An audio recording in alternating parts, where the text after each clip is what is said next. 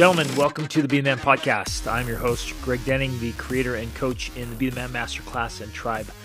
Today's episode is a short episode on two powerful words that I think define major characteristics of true manliness, what it means to be the man. And there's so much power in vocabulary. There's power in words and images and ideas.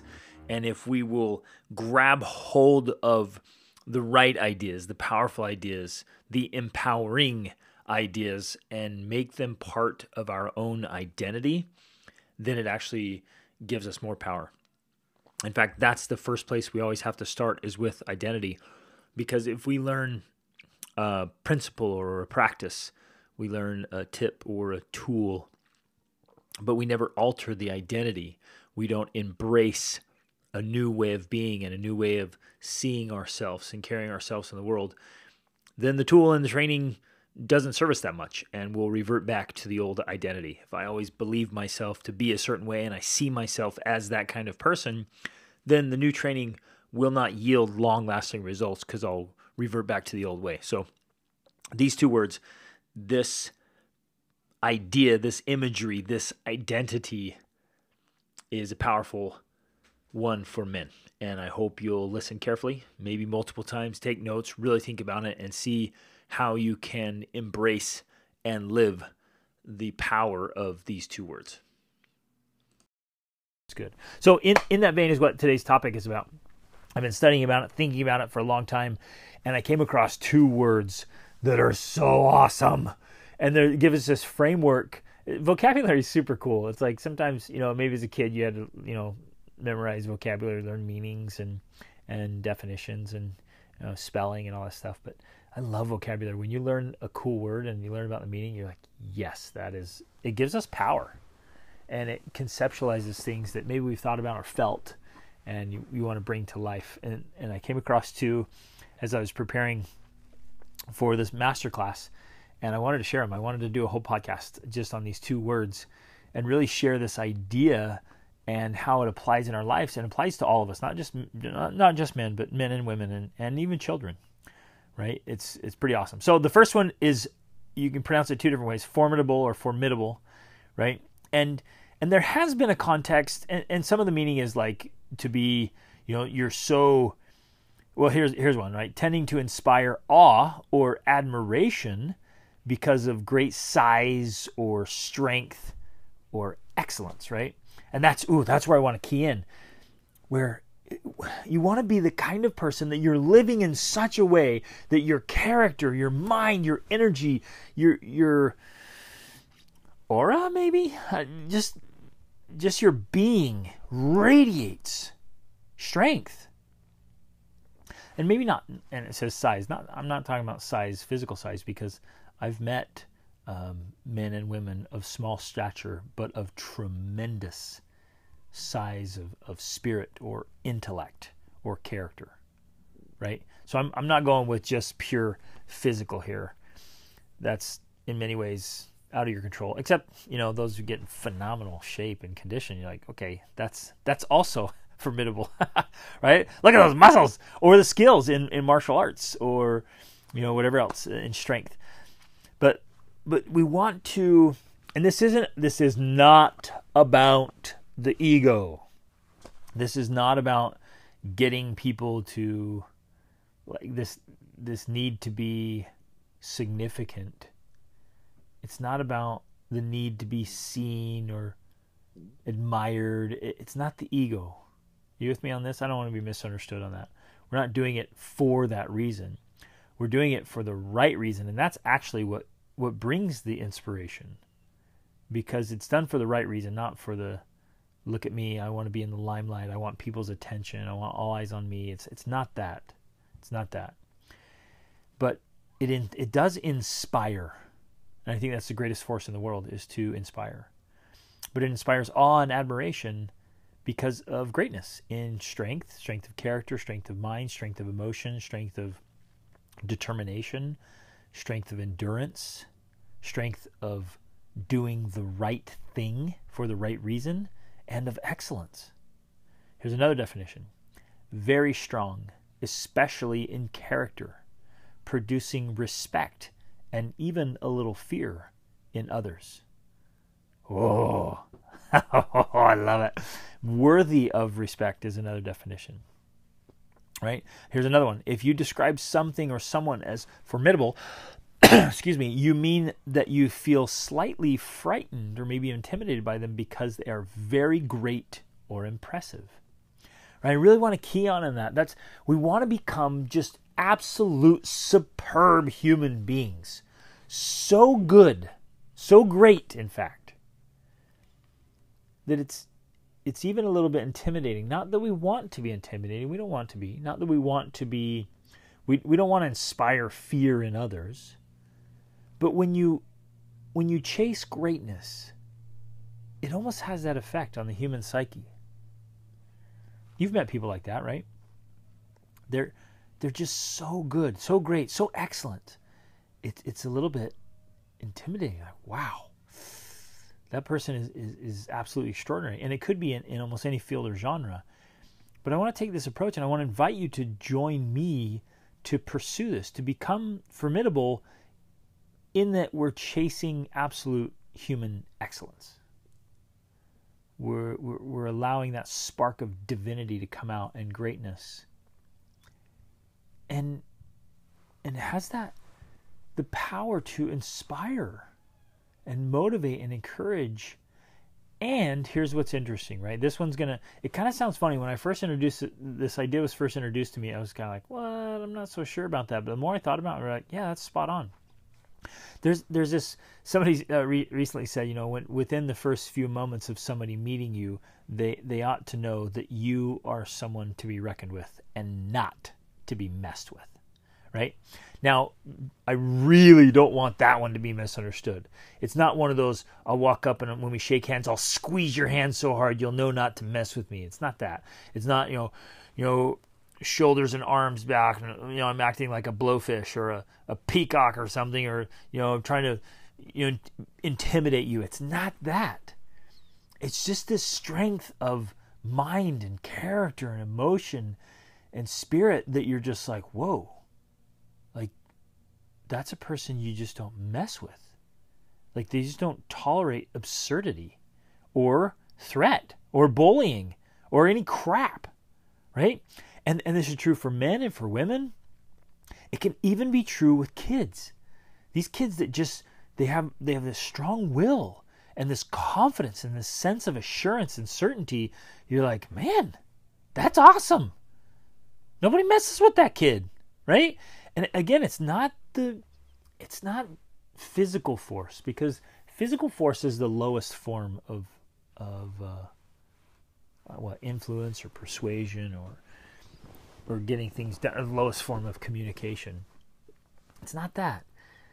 It's this sense of strength and confidence and belief that is so powerful and so beautiful. I don't know, I love this. And for men particularly, some of the best men are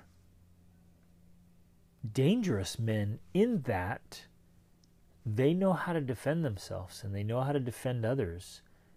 They know how to, and they can do it intellectually as well, right? They know how to form an argument and to see both sides and to intellectually, stand their ground and operate a debate and engage in a conversation and, when necessary, engage in a battle. And there's part of that there for protection, for being a warrior. Ooh. Ooh. And to be able to stand up for truth and for virtue and for justice and for goodness. And there is a lot of stinking injustice in this world. And there are a lot of people who cannot defend themselves. And we need more warriors who are willing to, in a tactful, adroitful, skillful way, defend those who can't defend themselves. and defend ourselves, and defend good things, good policies, good ideals, good standards, and stand up against the tide of malice and injustice and selfishness and corruption that sneaks in to individuals or families or societies or organizations or businesses. I mean, think of the businesses that have collapsed or been exposed in the last decade or two because of corrupt decision making or corrupt. I mean, look at the corruption in governments around the world, and things come out all the time. Things are coming out. Oh, this has been exposed. There was this big, corruption going on inside, and we got to stand up against that. And we have to be a worthy opponent to evil and wrong and injustice and terrible things that are happening. I'm a full optimist. You guys know this. I love life, and I love this world, and I think the world's a great place. But I'm not blind to the insane amounts of dark things and evil things, wrong things like child trafficking is a big obvious example. And then just the junk that's going on, and we need to be formidable opponents to wrong, right? And to dishonesty, and to deceit, and corruption, and theft. Oh, and all that stuff. Oh, I love this. I thought it was really valuable. I think a thesaurus is extremely valuable. Here are some synonyms to a formidable opponent. Is someone who is capable and able, who's proficient, adept, adroit, accomplished. Someone who's impressive and strong and powerful and mighty and terrific, tremendous and great and redoubtable. I like that word, redoubtable. Such a great word. Look that one up.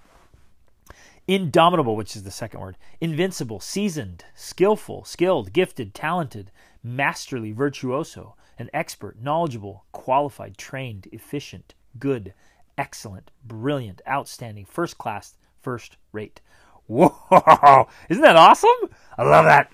Oh, I love a good thesaurus, right?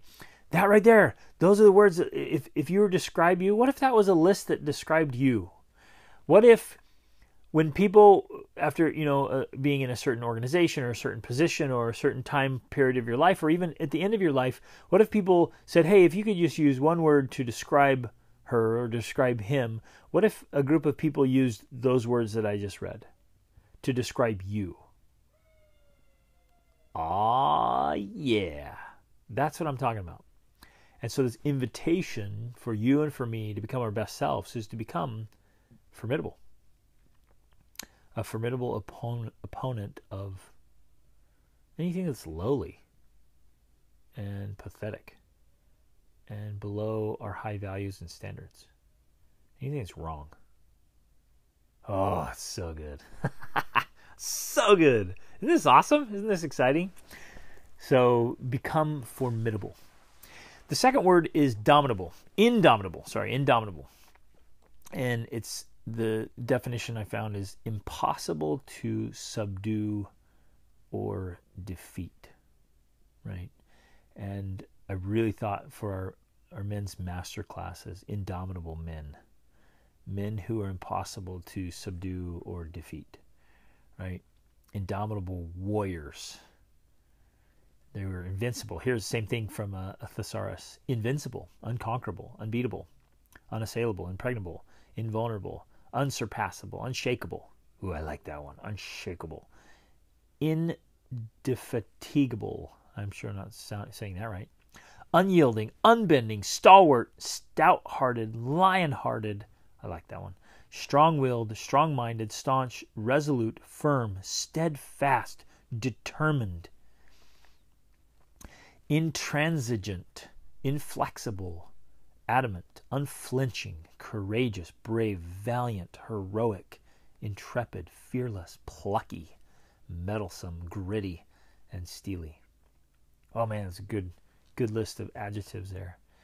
And the reason I love this word indomitable is because, it's because of a quote from Walt Disney that I have in my philosophy journal. He says, most often the difference between winning and losing is not quitting. Let that sink in. Most often, the difference between winning and losing is not quitting. And if we will just become resolute, determined, indomitable, that we will do the right thing for the right reason, that we will live life on our terms, that we will succeed in family, we will succeed in marriage, we will succeed in business, we will succeed in life, and we won't quit, and we won't be conquered. And by that I mean like conquered by laziness, by indifference, by apathy, by complacency, by fear, self-doubt, insecurity. We won't be conquered by those things. We'll be indomitable, right? And if we're willing to stand our ground, to be determined and resolute, oh, my friends, we'll be able to achieve so much, do so much, become so much, just because we won't give up. Now, there are times we need to pivot, so I don't want to be misunderstood here. There are times you're going down a path and you realize, oh, this isn't the right path, and you got to get off the path. And I know people that continue down the wrong path because they'll say, well, I'm not a quitter, I'm not quitting, and that's different. If you're on the wrong path, or if it's not working, by all means, quit. Stop that thing and get on the right path.